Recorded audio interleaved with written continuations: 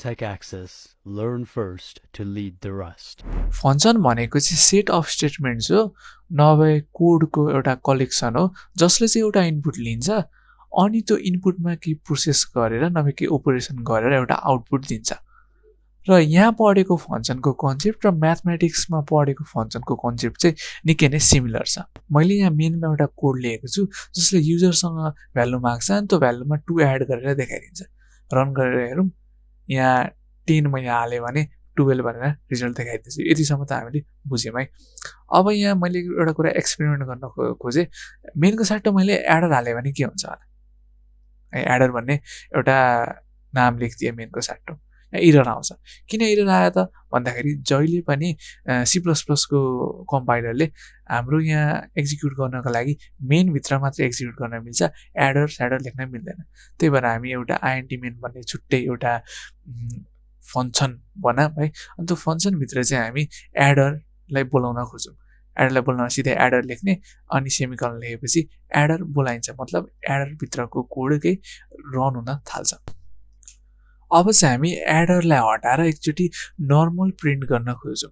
मैले चाहिँ हाई भनेर प्रिन्ट गरेँ, हेरौँ त के प्रिन्ट हुँदो रहेछ। हाई मात्रै भनेर प्रिन्ट भयो, एडरमा भएको ओपरेसन केही पनि भएन। किन भएन त भन्दाखेरि मैले त्यो एडर नलेखेकोले होला है। मेनभित्र मैले एडर नलेखेकोले एडरभित्रको कोड्स जुन छ, ओपरेसन जुन छ त्यो चाहिँ रन भएन। अब यदि मैले एडर भनेर हालेँ भने चाहिँ हाई पनि प्रिन्ट हुन्छ अनि एडरभित्र भएको जे कोडहरू जुन छ, एडरको ओपरेसन जे हो, काम जे हो, त्यो चाहिँ के हुन्छ त टर्मिनलमा आउँछ, मतलब एक्जिक्युट हुन्छ एडरभित्रको कोडहरू पनि। अब त्यसै गरी हामीले यहाँ एडरको साटो अझै एउटा फंक्सन पनि बनाउन सक्छौँ है। त्यो फंक्सन एकचोटि बनाएर एडरलाई कपी गरेर मैले त्यही पेस्ट गरेँ अनि एडरको साटो मैले सबट्र्याक्टर भनेर लेखेँ। सबट्र्याक्टरको काम चाहिँ के हो त भन्दाखेरि नम्बरलाई 2 ले सबट्र्याक्ट गर्ने काम हो। त्यसपछि मैले रिजल्ट पछाडि एन्डएल भनेर हालेँ, प्रिन्ट गर्दाखेरि अलि राम्रो देखिन्छ भनेर। सो यहाँ एन्डएल हालेपछि माथि पनि म एन्डएल भनेर हाल्छु अनि एकचोटि यसलाई प्रिन्ट गरेर हेरौँ त। इन्टर नम्बर भन्यो, 12 हालेँ, 14 एड मात्रै भएर आयो। किन एड मात्रै भएर आयो त भन्दाखेरि किनभने हामीले मेनभित्र सबट्र्याक्टरलाई हामीले कलै गरेका थिएनौँ, हामीले लेखेका नै थिएनौँ नि त। अनि सबट्र्याक्टरभित्रको ओपरेसनहरू बोलाएकै थिएनौँ, त्यसरी सबट्र्याक्टर लेखेर। अब चाहिँ हेरौँ त, हालेपछि हो अब चाहिँ सबट्र्याक्टर भनेर पनि आयो। अब यहाँ माथि चाहिँ के भयो त, रिजल्ट 14 एड भएर आयो, रिजल्ट 10 चाहिँ सबट्र्याक्ट भएर आयो। त्यसै गरी यहाँ अब रिटर्न 0 र आइएनटी देख्नुहुन्छ माथिको फंक्सनमा, अनि मेनमा पनि आइएनटी र रिटर्न 0 देख्नुहुन्छ। त्यो चाहिँ के हो त, त्यो चाहिँ के हो भन्दाखेरि त्यो बुझ्नको लागि चाहिँ हामी एउटा नयाँ मेनभित्र चाहिँ n भन्ने इन्टिजर n भन्ने एउटा भेरिएबल बनाउँछौँ अनि त्यो n मा चाहिँ 2 भन्ने भ्यालु दिन्छु। अब हल्का डिफ्रेन्ट कुरा हुन आँटेको छ है। म चाहिँ एउटा रिजल्ट भन्ने भेरिएबल पनि बनाउँछु अनि त्यो रिजल्ट भन्ने भेरिएबलमा चाहिँ म result equals to n plus adder लेख्छु। अरे मैले त यहाँ नम्बरहरू एड गर्ने ठाउँमा फंक्सनै एड गरिदिएँ, एडर भनेर एड गरिदिएँ। त्यस्तो कहीँ गर्न मिल्छ र? मिल्छ त्यसरी गर्न पनि। तर के चाहिँ ध्यान दिएर हेर्नुपर्छ त भन्दाखेरि त्यसको डाटा टाइप हेर्नुपर्छ। जस्तै यो रिजल्टको डाटा टाइप आइएनटी भयो, जस्तै एडरको डाटा टाइप पनि के हुन्छ त आइएनटी नै हुनुपर्छ। आइएनटी भएन भने त अनि डिफ्रेन्ट डाटा टाइप भयो भने त नम्बर र क्यारेक्टरहरूलाई त एड गर्न मिलेन नि त। त्यही भएर नम्बर र नम्बरै होस् भनेर हामी चाहिँ के गर्छौँ त भन्दाखेरि एडर भन्ने फंक्सन पनि एउटा पार्टिकुलर डाटा टाइपको होस् भन्नको लागि हामी त्यसको डाटा टाइप छुट्याउँछौँ। त्यसको डाटा टाइप यहाँ यसरी आइएनटी भनेर छुट्याउँछौँ नि, आइएनटी अगाडि लेखेर आइएनटी अनि एडर लेखेका छौँ नाम अगाडि। त्यसले चाहिँ के छुट्याउँछ त भन्दाखेरि एडर चाहिँ इन्टिजर डाटा टाइपको हो है भनेर छुट्याउँछ। त्यसरी हामीले एड गर्न पाउँछौँ। एड चाहिँ हुन्छ, के एड हुन्छ त इन्टिजर भन्ने डाटा टाइप हुन्छ। तर अब एडरमा भ्याल्यु चाहिँ के हुन्छ त, एडरको भ्याल्यु हो। अब एडरमा भ्याल्यु चाहिँ के आउँछ भन्दाखेरि रिटर्नले गर्दाखेरि भ्याल्यु आउँछ। रिटर्न चाहिँ गर्छौँ, एडरमा भ्याल्यु पनि त्यही आउँछ। मतलब भेरिएबल जसरी काम गर्छ त्यसरी नै काम गर्ने। अहिले रिटर्न 0 छ नि, हो त्यसरी नै भेरिएबल जसरी नै एडर फंक्सन चाहिँ कसरी काम गर्छ त 0 आउँछ एडरको साटो। बेसिकली त्यही हो क्या। एड चाहिँ त्यसरी हुन्छ। अहिले 2 हाल्यो भने n प्लस 2 हुन्छ।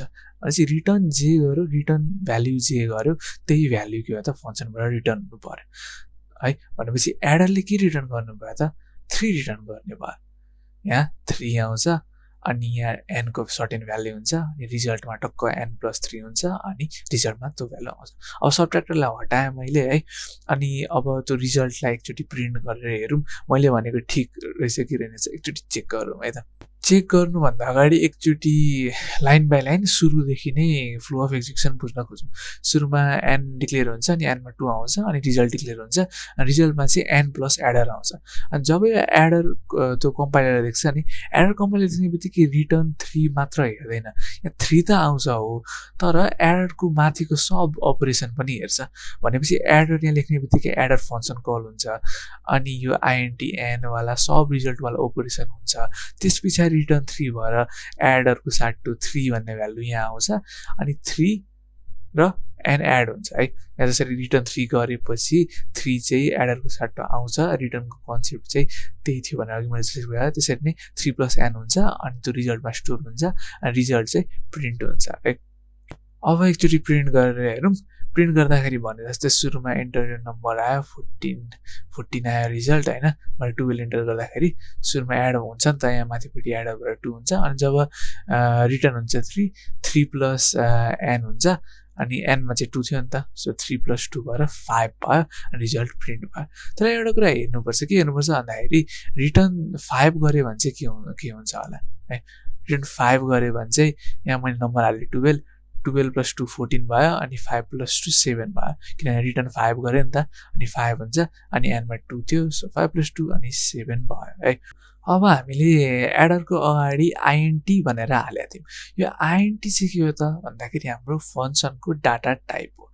फङ्सनको डाटा टाइप नभए रिटर्न टाइप भनेको चाहिँ रिटर्न गर्दाखेरि कस्तो खाले भ्याल्यु चाहिँ रिटर्न हुनुपर्ने त, इन्टिजर हुनुपर्ने कि फ्लोट हुनुपर्ने हो कि स्ट्रिङ हुनुपर्ने हो, के खाले भ्याल्यु चाहिँ रिटर्न हुनुपर्ने हो त, केले स्पेसिफाई गर्छ त भन्दाखेरि एडरको अगाडि जुन डाटा टाइप लेख्छौँ त्यो डाटा टाइपले स्पेसिफाई गर्छ।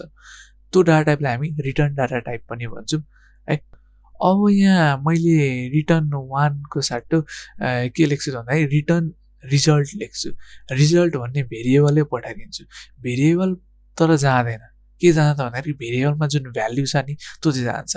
तर मेक स्योर चाहिँ के गर्नु पर्यो भन्दाखेरि यो रिजल्टको जुन भेरिएबल पठाउँछौँ नि त्यो भेरिएबलको डाटा टाइप र रिटर्न डाटा टाइप चाहिँ एउटै होस् भन्ने कुरा चाहिँ मेक स्योर गर्नुपर्छ, नभए इरर आउँछ है। जस्तै यहाँ स्ट्रिङ रिजल्ट गर्न मिल्दैन किनभने एडरको डाटा टाइप के छ त आइएनटी छ नि त, त्यही भएर अब मैले यहाँ रिजल्टलाई पनि के बनाउनु पर्यो त इन्टिजर नै बनाउनु पर्यो। अब यहाँ के हुन्छ त भन्दाखेरि यो एडर फङ्सनको जे रिजल्ट आउँछ नि, एडर फङ्सनमा जुन 12मा 2 एड गर्दाखेरि जे रिजल्ट आउँछ त्यो चाहिँ तल गएर फेरि अझै एड हुन्छ क्या। अब चाहिँ कसरी एक्जिक्युसन भयो लाइन बाई लाइन हेरौँ है त। यहाँ 10मा 2 एड भएको छ 12 भएको छ नि, 12बाट 14 भएको छ, त्यो कसरी भयो हेरौँ।